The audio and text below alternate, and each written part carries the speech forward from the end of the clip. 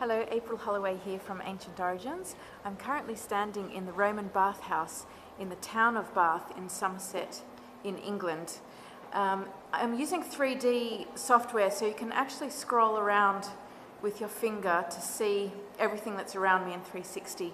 So these are very well preserved foundations of a Roman bathhouse. In front of me is the Immersion Pool where Romans would come to get special treatment for various ailments.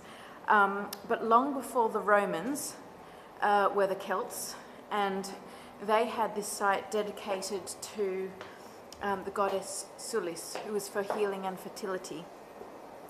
Now, before the Celts, these sacred hot springs have been used for about 10,000 years, so archaeological excavations have shown a very, very long history on this site. In front of me, if you scroll around, this is actually one of the large bathing pools. And I'm just going to take you in and show you another part, which was changing rooms.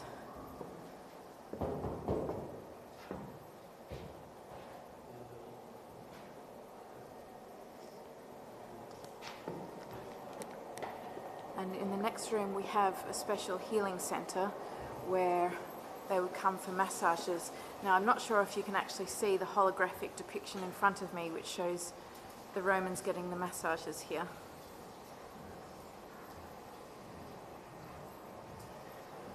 So the Romans were very clever because the Celts had these sacred springs dedicated to the goddess Sulis, as I said, to fertility and health, and they long knew about the benefits of the rejuvenating waters. But when the Romans came, they wanted to integrate the Celts into their culture and their religion. So what they did was they merged the goddess Sulis. I'm just walking into another changing area here. You can see the foundations. If you scroll in front of me, the foundations raised the concrete slab off the floor so the hot air could pass underneath and give a nice heated floor in here. So, as I was saying, they integrated their goddess Minerva, who was goddess wisdom, with the Celtic goddess Sulis, and she became Sulis Minerva. And they knew that this was an incredibly sacred site for the Celts. So by doing this, they wanted to give recognition for the Celtic religion and try and persuade them to come around to accepting the Roman pantheon. And eventually they did come to accept the goddess Minerva.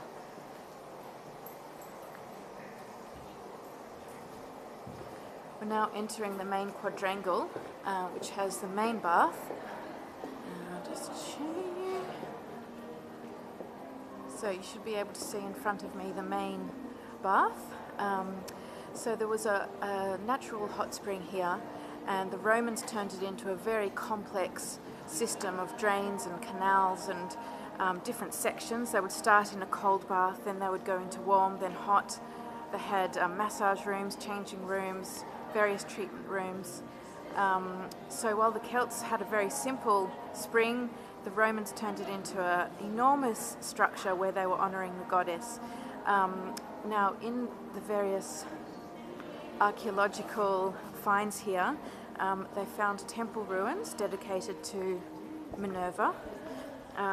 They also found various curse tablets, and they know that both the Celts and the Romans made offerings that they would throw into the springs, and the curse tablets were one of them. Now, the Romans believed that if they wrote down a curse and threw it into the sacred water, then the goddess Minerva would act on their behalf and make the curse come true. So we're now coming to the end of our walking tour. In front of me is the circular bath. It's quite dark in here, so I'm not sure if you can see. If you scroll in front of me, you can see circular bath. It's actually filled with coins. This wasn't actually the bath that the Romans and the Celts made their offerings into. That one is just further in front of me, which you can't see right now. See if I can take you there. They made their offerings into the hottest of the springs, and that's where they found most of the curse tablets and other remains. So a lot of these floors were covered in very ornate and elaborate mosaics. Here's one of the little channels you can see. This carries the water from the sacred spring into the main swimming pool. So the swimming pool is where they would end up after doing the cold bath, the warm bath, and then the hot bath, and they'd finish with the main swimming pool. Okay, finally, we'll end here. This is the very hot spring. I'm not sure if you can see on the camera, you probably can, all the steam coming up from the hot water, and this is where all the offerings were made. So this site is a great example of the integration of the Celtic and the Roman culture and religion, and that was based on a very active intention on behalf of the Romans to bring the Celts into their own understanding. Okay, that's it for today. Thank you for joining me on this walking tour, and we'll talk again in another video. Bye for now.